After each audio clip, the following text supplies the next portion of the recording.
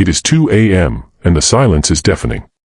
Not because there is no sound, but because the noise inside your head is so loud that it drowns out the very air you are breathing. You are staring at the ceiling, or maybe you're scrolling, or maybe you're just lying there, paralyzed.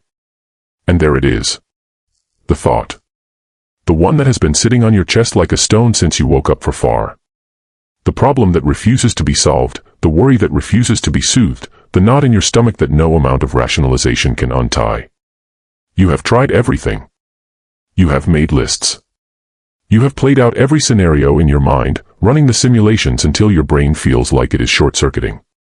You have strategized, you have planned, you have agonized. You have done the istikra, and then immediately tried to figure out the outcome yourself because you weren't sure if you saw a sign.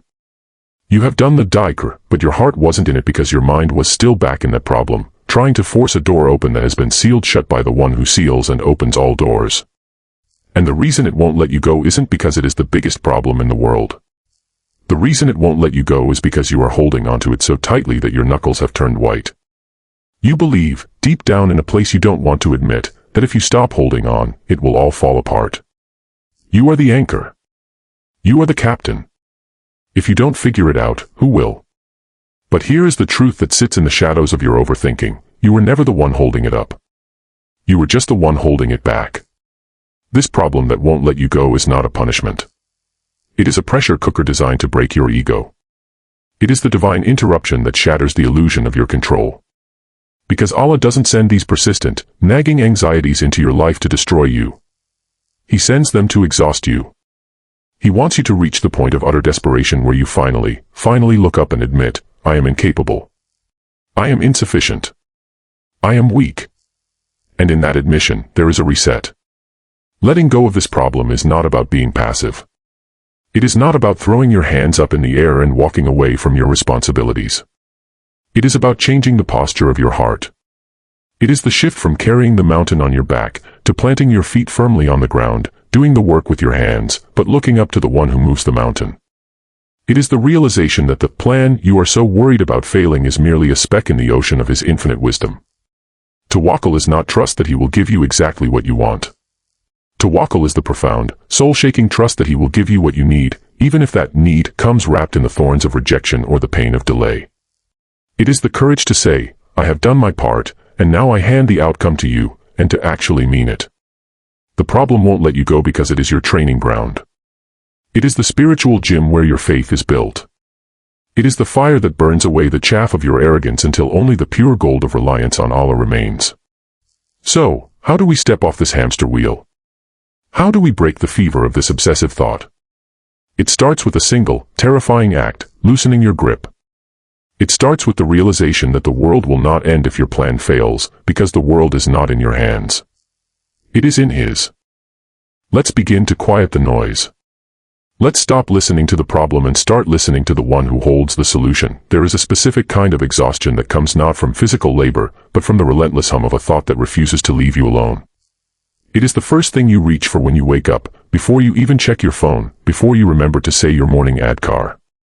It is the last thing you put down at night, the companion that slips into bed beside you and whispers in your ear when the world goes quiet.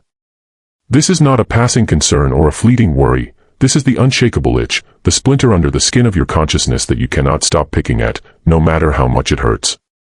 It is the problem that follows you from the shower to the sujud, from your desk to the dinner table, from the middle of a conversation to the depths of your solitary moments. You can be laughing with friends, and suddenly it is there, tapping you on the shoulder, reminding you that you are not truly present, that there is something unresolved, something urgent, something that demands your constant attention. It does not respect your boundaries. It does not clock out at the end of the day.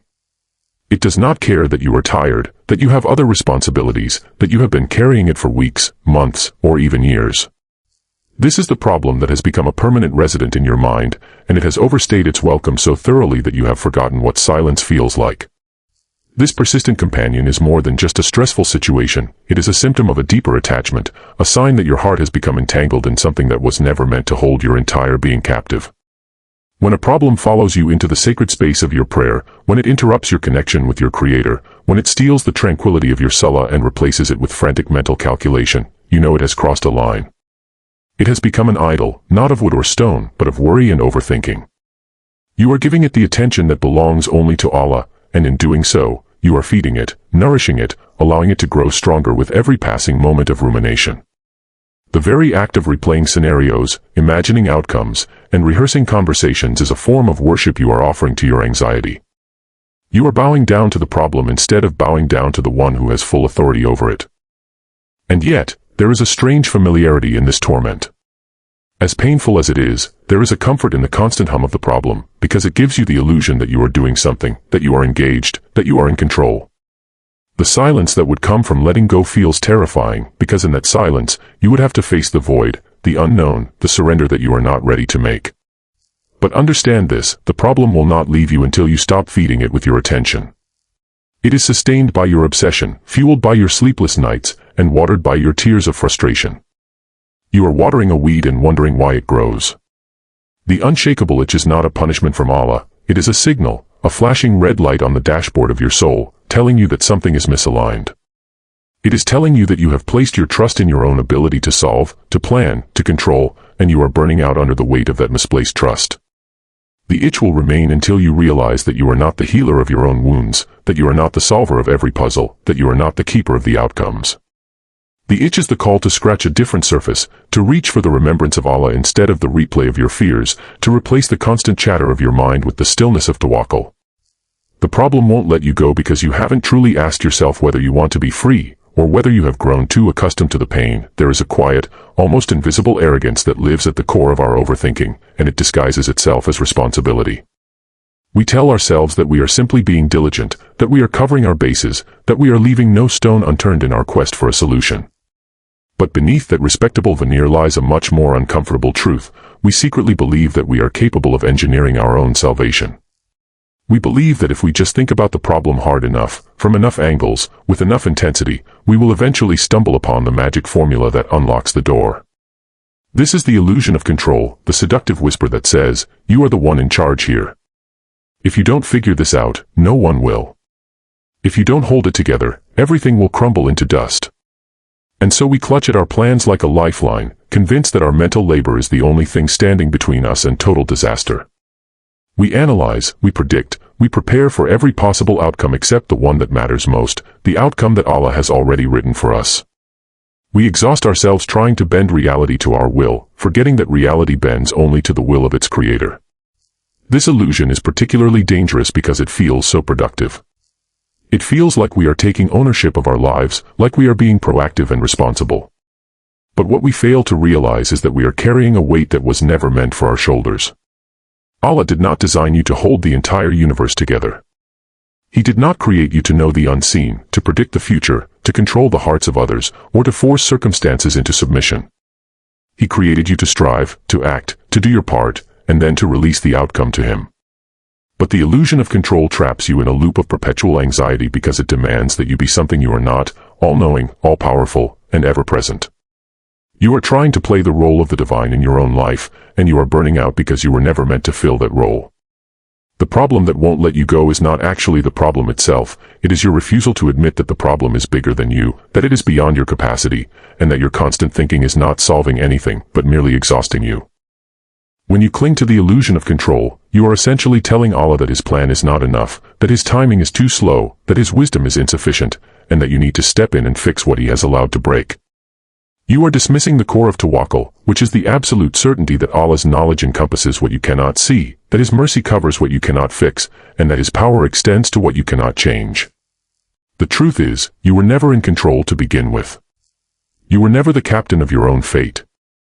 You were merely a passenger on a ship that has always been steered by the hand of the most merciful. And the moment you embrace that truth, the moment you admit your helplessness, is the moment the weight begins to lift. The illusion of control is a prison, and the key is not more thinking, the key is surrender. Surrender is not weakness, it is the ultimate recognition of strength, because it takes immense courage to say, I have done my part, and now I release the rest to you. The problem will not be solved by the intensity of your worry, it will be solved by the depth of your trust. So stop trying to hold the reins of a horse you were never meant to ride, and let the one who owns the horse guide you where you need to go. There is a paradox at the heart of our suffering that we rarely acknowledge, and it is this: we often prefer the pain we know to the peace we do not. The problem that torments us, that steals our sleep and clouds our days, has somehow become a twisted sanctuary, a familiar room in the house of our mind where we have learned to live, however uncomfortably. We tell ourselves we want freedom, we beg Allah for relief, we cry out in the depths of the night for the burden to be lifted. But when the moment of release approaches, when the possibility of letting go presents itself, something inside us recoils. We hesitate. We grip tighter. We find ourselves strangely unwilling to release the very thing that is destroying us. This is the rejection of peace, the subconscious choice to stay tethered to the problem because letting go feels like abandonment, like betrayal of our own vigilance, like surrendering our duty to ourselves and to those we love.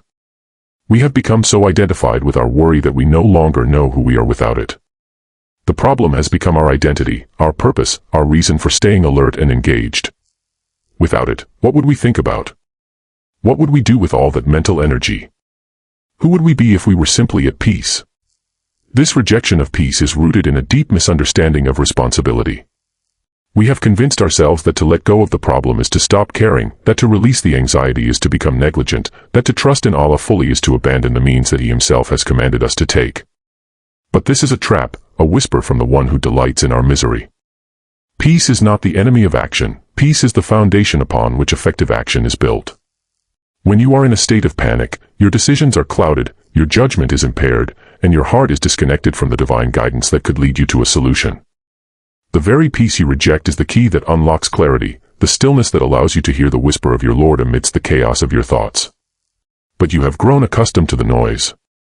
You have become addicted to the adrenaline of worry, the false sense of urgency that makes you feel important, the illusion that your constant fretting is somehow contributing to the outcome.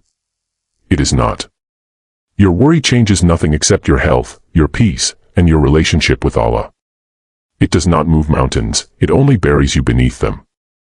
There is a comfort in the familiar ache of overthinking because it is predictable. You know the script. You know the fear, the dread, the spiral of catastrophic possibilities. But peace is unfamiliar, peace is terrifying because it requires you to be still, to be silent, to be present with nothing but the presence of Allah. Peace asks you to sit in the void of uncertainty and trust that the void is not empty, but filled with the mercy of the most merciful. And that is too much for the ego to bear, because the ego wants to be the hero, wants to find the solution itself, wants to earn the outcome through its own labor. Peace exposes the ego's impotence, it reveals that you are not the savior of your own story, but simply a character in a story written by the author of all creation. The rejection of peace is ultimately a rejection of Allah's role in your life. It is the refusal to admit that He is enough, that His plan is sufficient, that His care for you is more than adequate. You have made the problem your God, and you are afraid that if you stop worshipping it with your obsessive thoughts, you will have nothing left to worship. But peace is the invitation to shift your worship from the problem to the problem solver, to exchange the weight of the world for the lightness of His remembrance, to trade the prison of overthinking for the freedom of tawakkul. Do not reject the peace that Allah is offering you. It is not a sign of weakness, it is a sign of trust, and it is the very thing your tired soul has been longing for all along. We have been conditioned to see our problems as obstacles, as punishments, as evidence that Allah has turned away from us or that we have somehow failed in our faith. But what if the very thing that is breaking you is the thing that is saving you? What if the problem that won't let you go is not a sign of divine abandonment, but a sign of divine attention, a direct intervention from the one who loves you too much to leave you the way you are? This is the divine interruption, the sacred disruption that shatters your carefully constructed illusions and forces you to confront the limitations of your own logic. You have been walking through life with a certain confidence, a certain self-sufficiency, a certain quiet arrogance that whispers, "I have this handled. I know what I am doing. I can figure this out on my own." And Allah, in His infinite mercy, sends a problem that you simply cannot figure out. He sends a situation that defies your analysis, a circumstance that mocks your planning, a trial that refuses to yield to your intellect. And in that moment of utter helplessness, He has your full attention. The divine interruption is not a punishment, it is a rescue mission.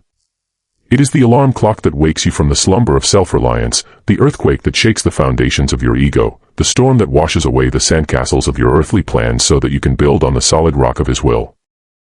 This is the mercy that comes wrapped in difficulty, the kindness that arrives disguised as distress.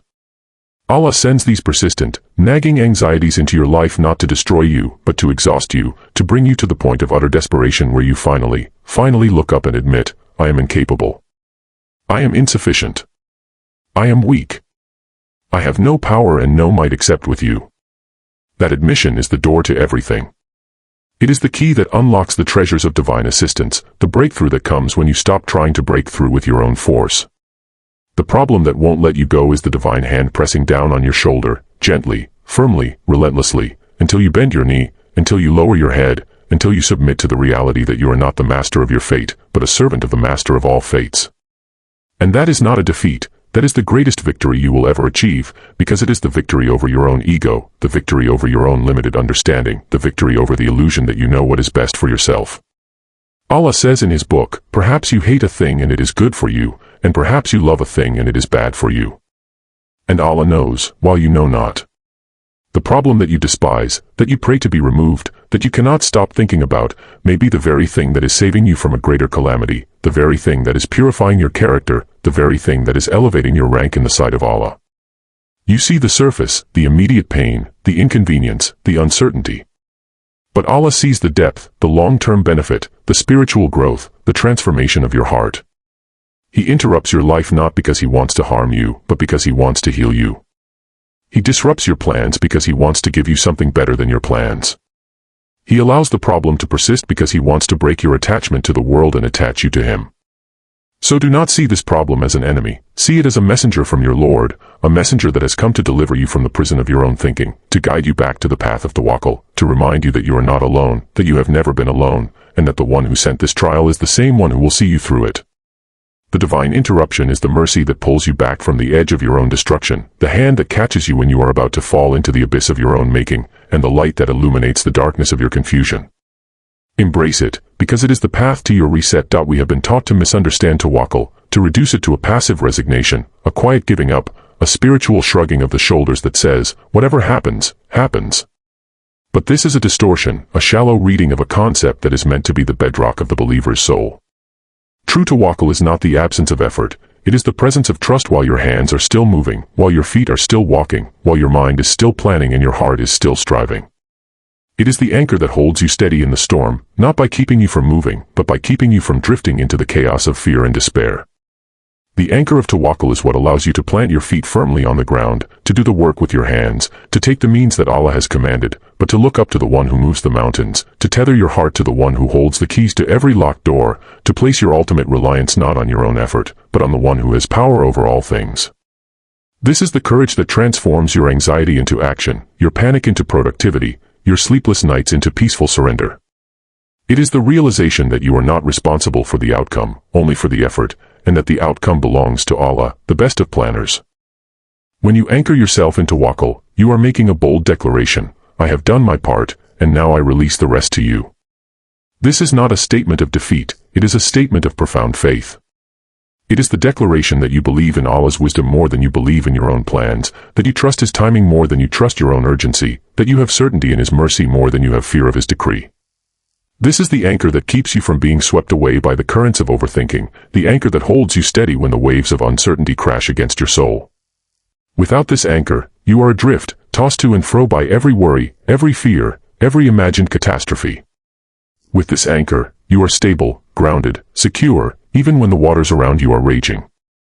You can feel the storm, you can hear the wind, but you are not moved because your heart is tied to something greater than the storm, something that cannot be shaken, something that is eternal and unchanging. Tawakkul is the anchor of the soul, and it is the only thing that can truly set you free from the problem that won't let you go. But here is the beauty of this anchor, it does not remove you from the struggle, it empowers you to face it. It does not erase the problem, it redefines your relationship to it. When you are anchored in Tawakkul, you no longer see the problem as an enemy to be defeated, but as a test to be passed. You no longer see the uncertainty as a threat, but as an opportunity to prove your trust in your Lord. You no longer see your effort as the determining factor, but as the obedient response to His command. And in that shift, everything changes. The weight is lifted, not because the situation has changed, but because your heart has changed. You can work diligently, plan carefully, and strive with all your might, but you do so with a lightness in your soul, because you know that the outcome is not in your hands. You know that your success is not measured by the result, but by the sincerity of your effort and the depth of your trust. This is the anchor that frees you from the prison of overthinking, the anchor that releases you from the chains of anxiety, the anchor that allows you to sleep at night and wake in the morning with hope, not fear. So plant this anchor deep in your heart, let it sink into the soil of your faith, and let it hold you steady as you navigate the unknown, because the one who holds the anchor is the one who holds the universe, and he has never failed those who put their trust in him.